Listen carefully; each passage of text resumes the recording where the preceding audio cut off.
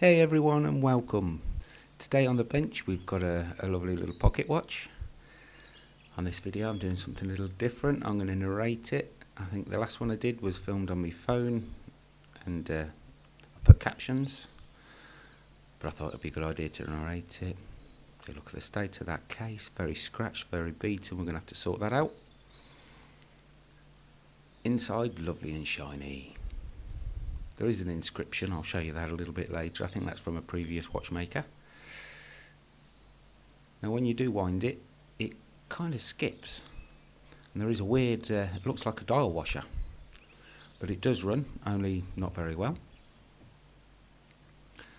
The dial is a little bit stained, just where the hands go onto the centre.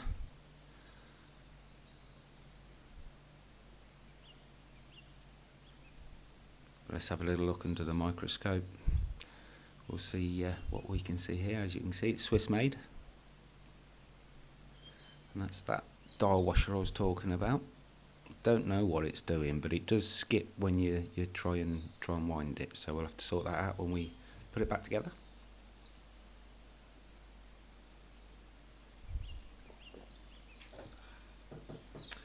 As I'm narrating this, I am sat here having a nice cup of coffee. So sorry if you can hear that.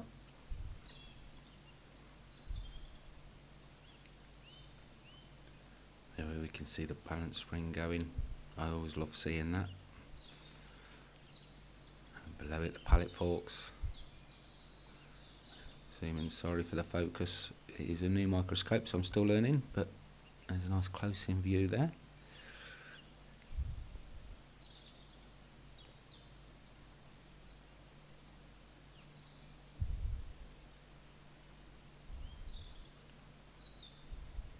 See a number 2.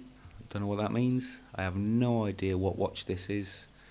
Don't know who makes it. There's no markings really, apart from 7 jewels, Swiss made. That number 2. What I will do is I will at some point put a picture up which will show the base plate both sides. And if anybody knows, please let me know. But as we can see, it is very dirty. It's been a while since it was last serviced.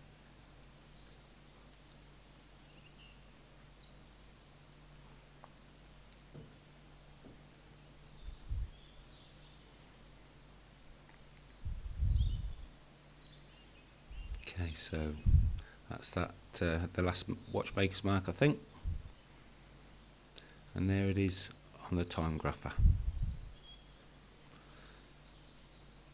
So, time to get it apart.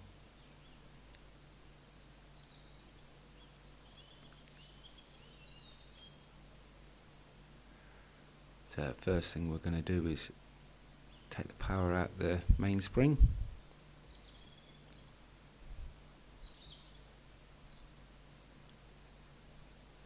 And then remove it from the case. Take these 2 screws out first. They actually hold it down into the case.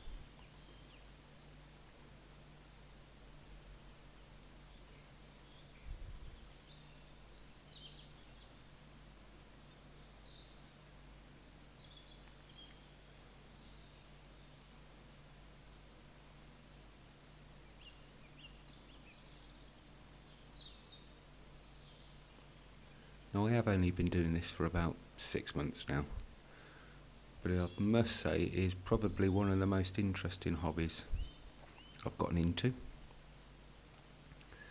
Out comes the winding stem, and then we'll take off the front bezel, which is all scratched. And that is actually glass, so I don't think I'm going to be able to polish that up. If it had been acrylic I could have done. Now a little bit of plastic to protect the dial. Will I take the hands off? And yep, we're going to go a bit quicker for this bit.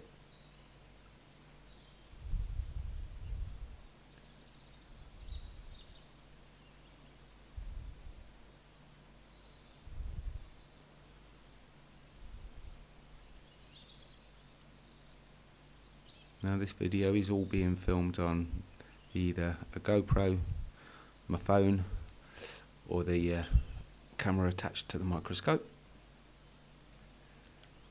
Like I say, it is pretty rough.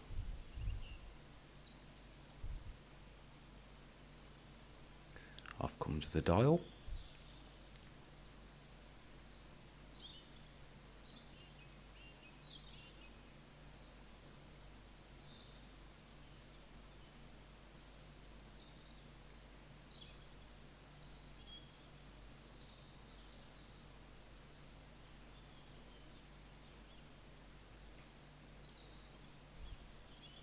Dial washer, and like I said, these are enamelled dials, so they are pretty resilient. You don't want to chip them though. We will give that a clean later. And yes, that is a homemade watch holder, one that I've put together in Fusion and then printed.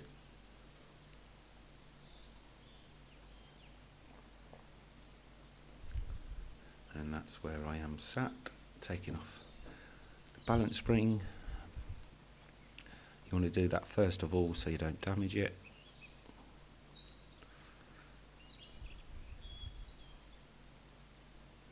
And there it is on the stand. And then time to take out the pallets.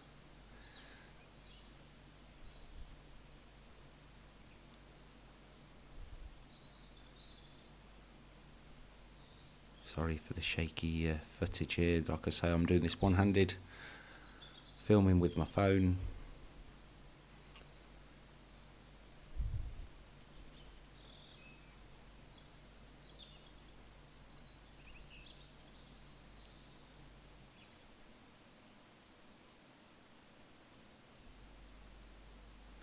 As you can probably see, my phone is shot just there. I'm taking off the ratchet wheel.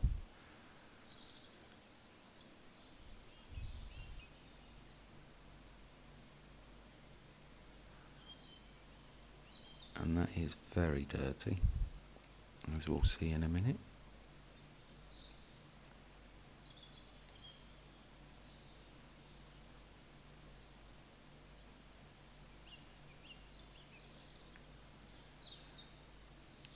Again, the editing isn't brilliant. I've also been teaching myself how to use DaVinci. So like I say, it is very, very rough, this video. So I do apologise. I'm hoping they will get better. They'll either get better or I'll give up. But that's unlike me.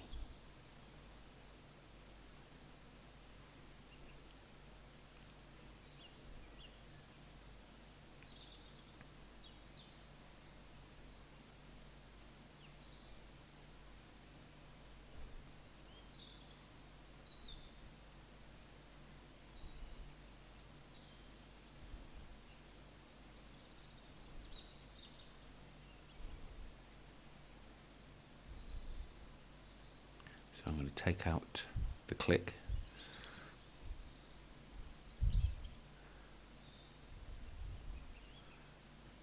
Hopefully that might make it a little easier then to remove that other wheel. I'm still learning the names of everything, so please forgive me.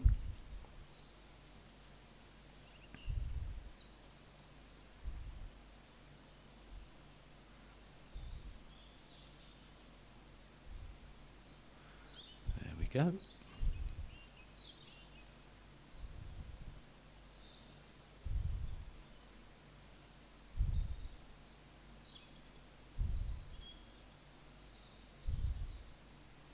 There I am inspecting some of the parts as I take them out, and just to show you how dirty it is, and especially around by that winding stem. You can see me there messying up my workspace.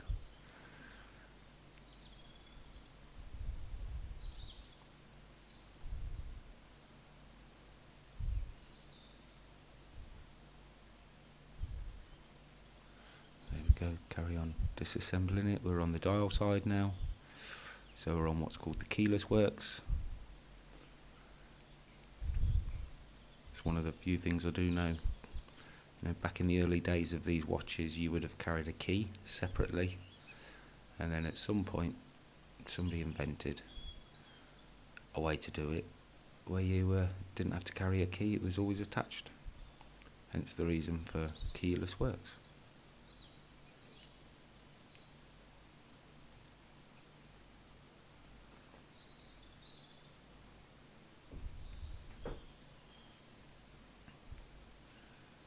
Now again, if I'd have had better cameras, I would have done some close-in views of the dismantling, but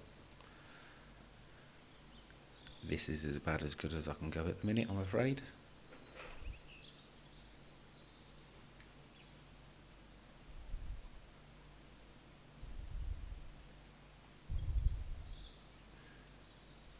Now these little springs, they're a pain in the ass because they can go flying.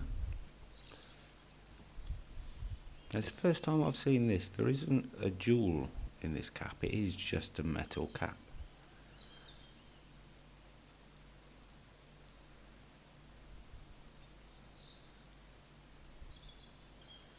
I'll pop it still into a bit of B-dip. When I first started I was looking for one dip, but I think that's been discontinued and this is what's replaced it. So I'm using a bit of pegwood now, clean out the pivot holes for the barrel, or your sinkholes on your jewels for the oil. Give it a general good clean and have a nice look at my pretty hair there.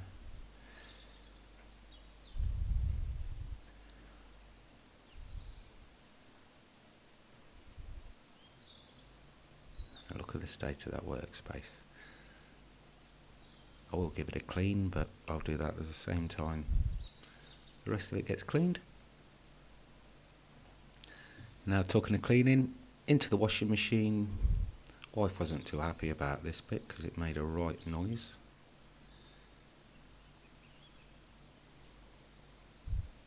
Only joking. Goes into a sonic cleaner with some deionised water and some solution. And the dial, I'm going to pop that into some baking soda. You can use the denture tablets for cleaning dentures. Bit of hot water. Just leave that to soak for a while. Now time for the case. Here I am in my shed. I've only got a buffing wheel attached to my drill, I'm afraid. But it, for the minute, will do the job. What I need to do is get all of the silver off the case, all of the scratches, get it all smooth, looking nice, and then we'll have a go at silver plating it again.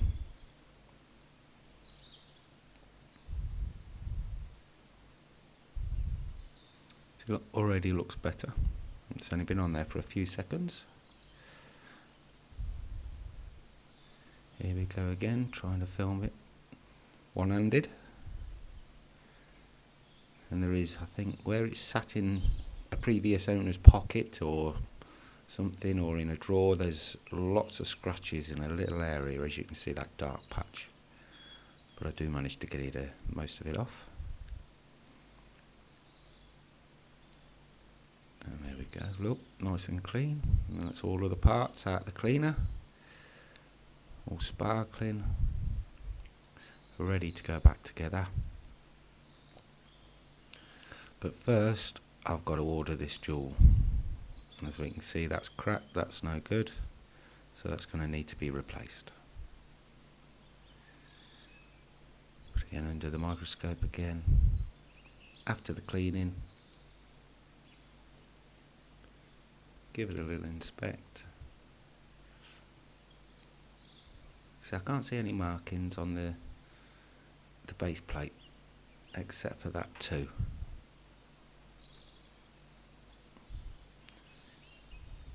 And then you've got that side is a 5, I think. Now I am going to do this video in 2 parts, but before I do end it, I'm going to show you re-silvering the case. I don't have a electroplating machine or anything like that, so I've got this cold applied cream which apparently silver plates it, all you've got to do is rub it on.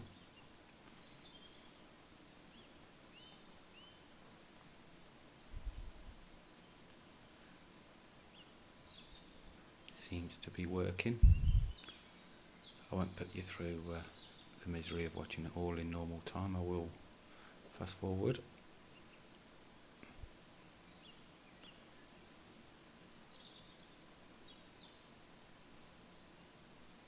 It's the first time I've ever used anything like this, so I kind of sort of hope and pray I was doing it right, really.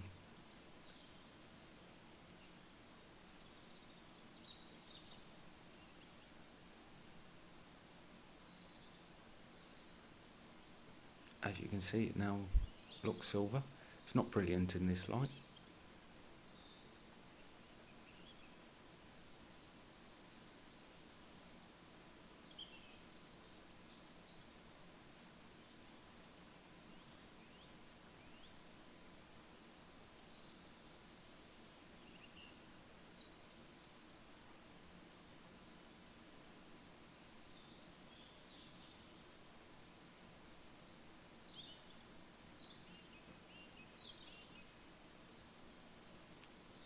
Don't know how many times or how many coats you're supposed to apply.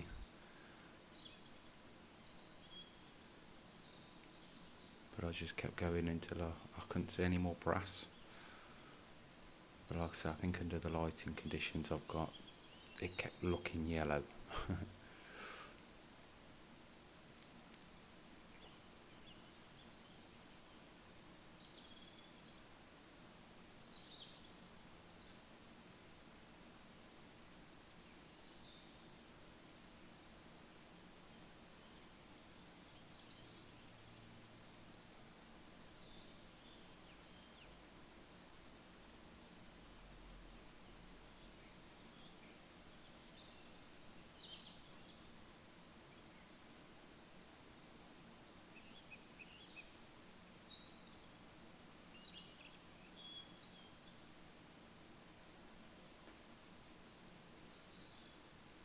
I will say I was happy with the result. At the very end of the video I will show you it outside in the natural light. But considering what it looked like to start with,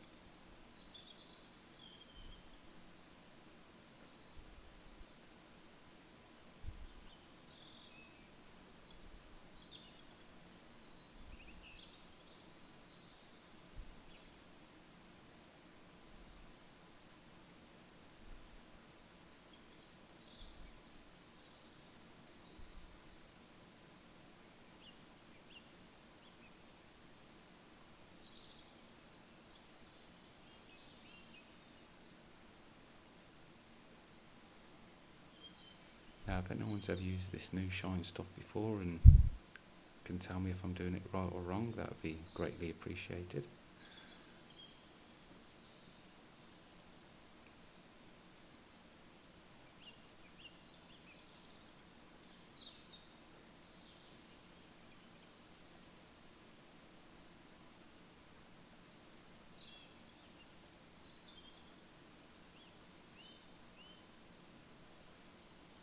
There we go. Like I say, the light doesn't do it justice. It is silver, but it still looks a little bit gold with the yellow light.